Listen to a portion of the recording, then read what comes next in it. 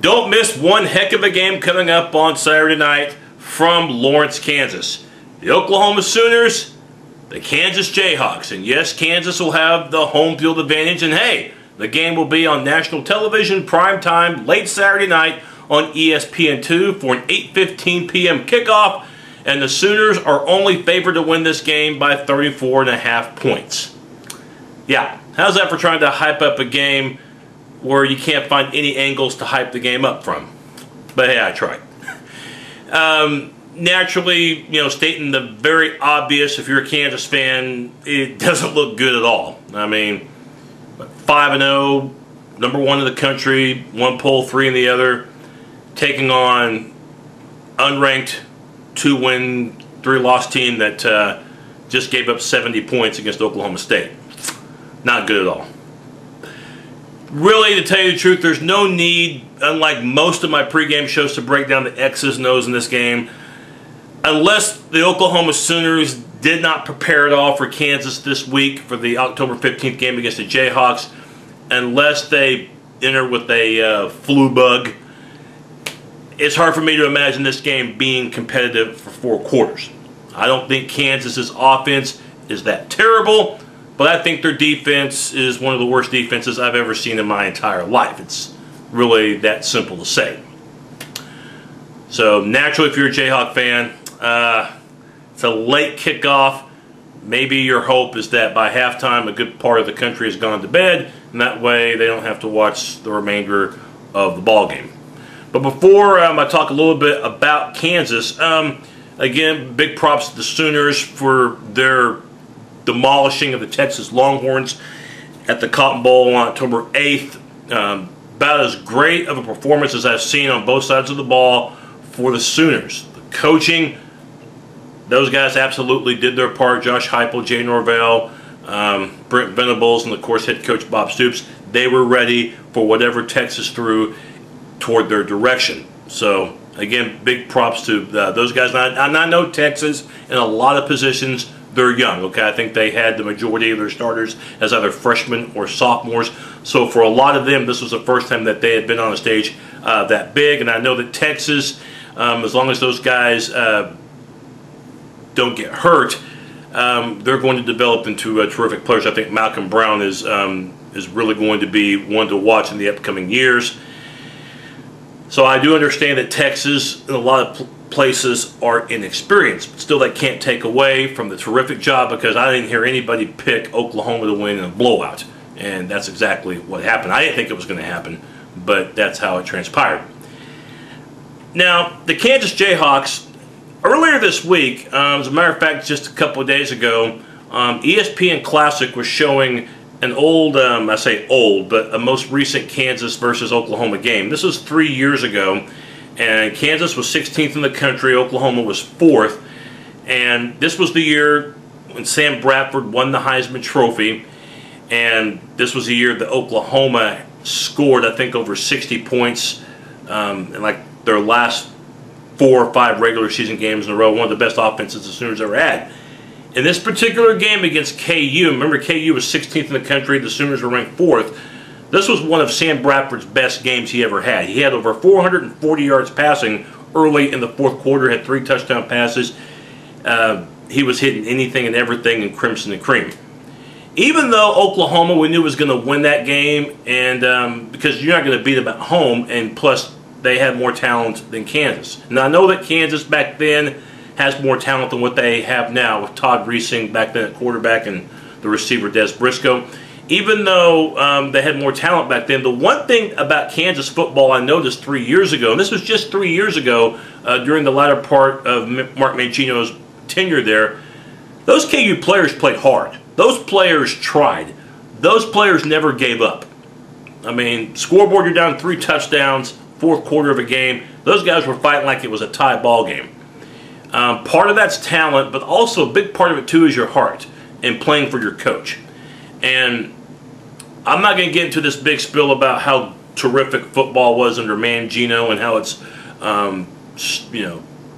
how they wish that they had him back. But there's absolutely no doubt that that Kansas team played for their coach. That team gave their maximum. They lost that day 45-31, but Kansas, just a few years ago, had a football mentality. You look at Kansas now, and you're thinking, goodness gracious, do they even want to play for Turner Gill? Now, I know this is just Gill's second year there, but my goodness, they gave up over 600 yards rushing to Georgia Tech earlier in the year. They gave up a ton of points against Northern Illinois earlier in the year and barely won that game. And then against Oklahoma State last week was one of the biggest jokes of a defense I ever saw in my life. It was 35-7 OSU at the end of the first quarter, 56-7 Oklahoma State at halftime. In fact, in that second quarter, Oklahoma State had some of their second teamers in the game, and they were taking it to Rock Chalk Jayhawk. Again, I don't think Kansas's offense is that bad. I don't think they're not going to light the world on fire, but I think Jordan Webb is a decent quarterback. I think James Sims is a terrific running back, and he's just a sophomore, so he has an opportunity to maybe be a first or second team All Big 12 running back when his career is done. But that defense, what is going on? And I look at Kansas' schedule. Right now the Jayhawks are at 2-3. They have 7 games to go, and I don't see where a win is possible.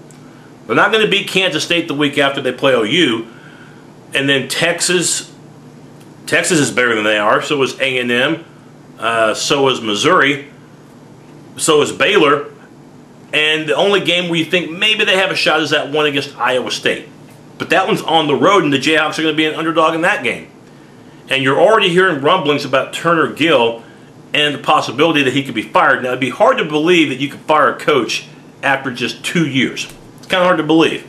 But if they turn in a 2-win and 10-loss record this year, that's a game worse than what they did the year before. And the one thing that I'm sure the Kansas athletic director and their bosses are all looking at when it comes to Turner Gill, naturally wins and losses, but more than anything, they're looking for fight in that team. I know Kansas doesn't have as much talent as OU and OSU and some of the other teams in the league, but the one thing you look for is fight. You look for progression. And if this team goes from 3-9 one year, which might have been expected, to 2-10 the following year, and your defense has gotten worse, then I don't know how patient they're going to be with Turner Gill. I personally think you give a coach 3 years. And if you've gotten worse, then it's time to make a change. But I'm not the Kansas athletic director. I'm not any of those hierarchies. So I can't say what they're going to do. But you're already hearing rumblings that this is not working out for Turner Gill and for Kansas. So really keep an eye on the Jayhawks the remainder of the year. Not in terms of if they win or lose, but how they play. And at the end of games, if they're showing any fight.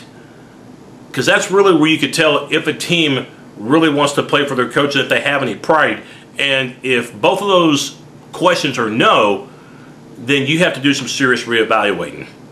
There's not going to be 4 keys to this game because, again, X's and O's wise, Kansas is overwhelmed in virtually every area. Maybe not the special teams, but offensively and defensively, it's going to be a long night in Lawrence. So there's just one key to this game, and that's OU, don't let up. I know intensity-wise, it's going to be almost impossible to have that same level as what you had against Texas, and that's understandable. But whatever you do, Oklahoma, don't give Kansas anything cheap. They will have the fans behind them. It's going to be under the lights. So take care of the issue early, pad a big lead, and then second teamers can get an opportunity to play.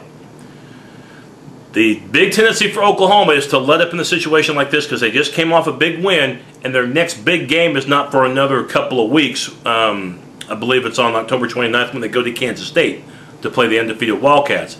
So whatever Oklahoma does, get Texas out of your mind and focus on playing 60 hard minutes at Lawrence, pick up from right where you left off at the Cotton Bowl. Final score prediction on this game, you could basically take some numbers that begin with 50, draw them out of a hat, and that could be your prediction. I'm going to go 52-10 Oklahoma with the win, and that might be a conservative guess. Sooners should have absolutely no problem whatsoever. 2 big things you look for OU is early execution and avoiding injury. That's going to be my final 52-10 Oklahoma to win. And hopefully Landry Jones and company can keep doing what they've been doing, and hopefully the defense can continue to put pressure on the quarterback and special teams. Hopefully the Sooners can get better at covering those kicks, and hopefully Honeycutt can continue from where he left off against Texas. So 52-10 is my final. Oklahoma to prevail, and the following week the Sooners will have Texas Tech to come to Norman on October 22nd. My post game will be early Sunday. Talk to you later. Boomer Sooner.